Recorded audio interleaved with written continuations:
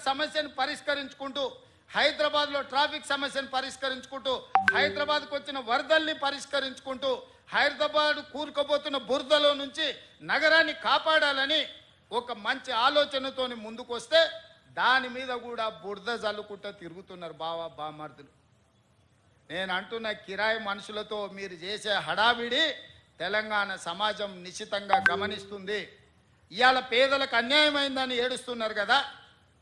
ఈ తెలంగాణ రాష్ట్రాన్ని దోసుకున్న నిధులు మీ పార్టీ ఖాతాలో 1500 కోట్లు ఉన్నాయి.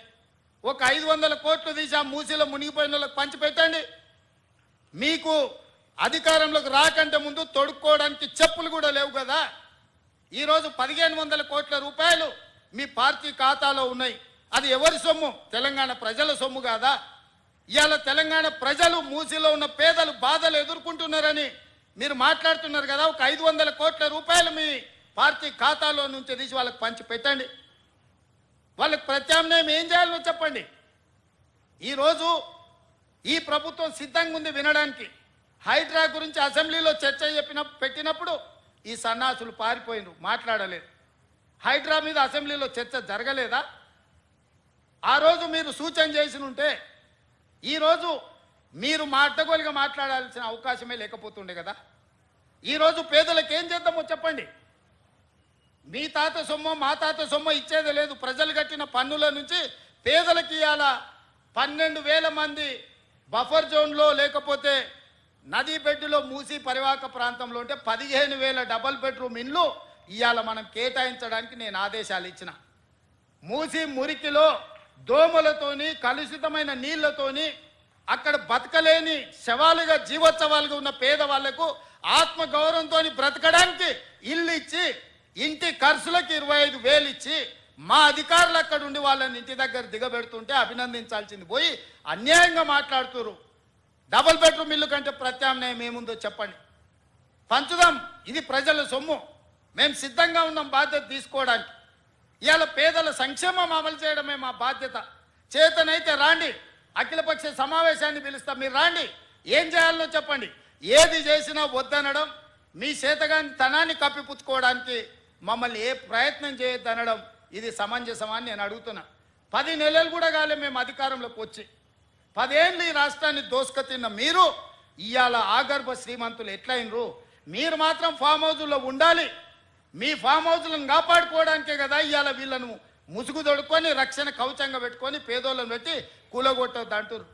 ఇవాళ ఇన్ని మాట్లాడుతున్న కేటీఆర్ జన్వాడలో నీకున్న ఫామ్ హౌస్ అక్రమ నిర్మాణం కాదా? అది కూలగొట్టాలనా వద్దా నువ్వు చెప్పు. హరీష్ రావు అజీజ్ నగర్లో నీకున్న ఫామ్ హౌస్ అక్రమమా కాదా? దాన్ని కూలగొట్టాలనా వద్దా చెప్పు. సబితమ్మ, నీ 3 కొడుకుల పేర్ల మీద 3 ఫామ్ హౌసులు కట్టినావు కదా. నువ్వు సబితమ్మలాక పేద అరుపులు అరవకమ్మా. నీకున్న ఫామ్ హౌసులు కూడా లెక్కలు ఉన్నాయి. కూలగొట్టాలనా లేదా సబితమ్మ? నువ్వు సలహా చెప్పు. మీకు వెనకంగా ఉన్న కేవీపీ రామచంద్రరావులై కూలగొట్టాలనా వద్దా చెప్పు. ఇవాళ అక్రమంగా ఫామ్ హౌసులు నిర్మించుకొని మీ ఫామ్ హౌసుల మీద ఎక్కడైతే తొలగింపు ఏటు పడుతుందో మీ ఫామ్ హౌసులు కూలుతాయని చెప్పి ఇవాళ పేదలను రక్షణ కవచంగా పెట్టుకొని ఇవాళ మీరు నాటకాలు ఆడుతున్నారు. నల్ల చెరువులో ప్లాట్లు వేసి అక్రమంగా అమ్మినోడు మీ పార్టీోడు కాదా? మూసి నది ఒడ్డున ప్లాట్లు వేసి పేదలకు 10 లక్షలకు 100 గజాలు అమ్మింది మీ సన్నాసులు టీఆర్ఎస్ నాయకులు కాదా? ఇవాళ 100 గజాలు 10 లక్షలకు నల్ల చెరువులో సున్నం చెరువులో ఇవాళ మూసి నది ఒడ్డున మీరు ప్లాట్లు చేసి అమ్మి ఇవాళ ప్రభుత్వ భూమి అని తేలంగానే వాళ్ళు ఎక్కడ మిమ్మల్ని చొక్కా పట్టుకొని మా పైసలు మాకు వాపసు చేయమని అడుగుతారో అని చెప్పి ముందే పార్టీ కార్యకర్తల్ని ఉసిగొల్పి ఈరోజు ఈ ధర్నాలకు దీక్షలకు తిరుగుతున్నారు. ఇవాళ మూసీలో వచ్చిన వరదలు తెలంగాణ రాష్ట్రాన్ని హైదరాబాద్ నగరాన్ని ముంచేస్తలేవా? మరి వాటికి పరిష్కారం ఎట్లా? నాకు తెలియదా? ఇవాళ కొంతమంది పేదలు ఇండ్లు తీస్తే వాళ్ళకి దుఃఖం ఉంటుంది, వాళ్ళకి బాధ ఉంటుంది, వాళ్ళు కొంత ఆవేశంగా మాట్లాడతారని నాకు తెలియదా? రాజకీయంగా లాభమో నష్టమో ఉంటుందో నేను అంచనా వేయలేనా? 20 ఏళ్ళు ప్రజాక్షేత్రంలో ఉన్నోని, ప్రజలలో తిరిగినోని, పేద ప్రజల కష్టమేందో తెలియకుండానే తెలంగాణ రాష్ట్రానికి ముఖ్యమంత్రి అయినా కానీ నగరాన్ని కాపాడుకునే బాధ్యత మన మీద లేదా? మీరు ఆలోచన చేయండి. ఇవాళ హైదరాబాద్ నగరానికి తాగునీరుని అందించిన ఉస్మాన్ సాగర్, హిమాయత్ సాగర్ లో బల్చినోళ్ళు బల్చి కొట్టుకుంటున్నోళ్ళు ఫామ్ హౌస్లు కట్టుకొని వాళ్ళ డ్రైనేజ్ తీసుకెళ్లి ఆ గండిపేటలో హిమాయత్ సాగర్, ఉస్మాన్ సాగర్ లో కలిపితే వాళ్ళ డ్రైనేజ్ నీళ్లు హైదరాబాద్ నగరం తాగాలనంట.